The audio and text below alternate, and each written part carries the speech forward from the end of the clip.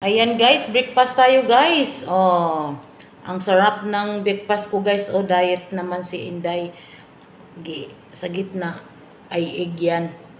Tapos, gianuhan ko siya ng white egg dito sa ang white egg. Gihalo ko sa carrots and repolyo. So, ang yellow gisiparate tapos butang sa gitna. Ang sarap guys. Really. Diet muna tayo. Tapos butangan na to og kuan. Di ba?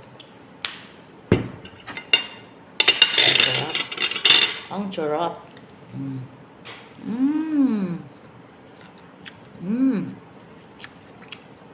Grabe. Harap guys. Healthy ni siya guys kasi carrots and broccoli.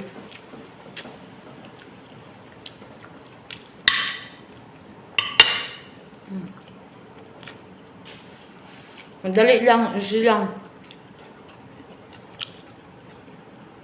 Easy lang siya gawin. Yung carrots, ihiwa-hiwa ninyo maliit. Cut small.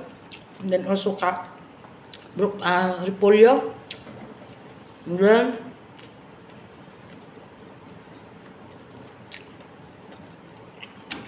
black pepper, chili powder, garlic,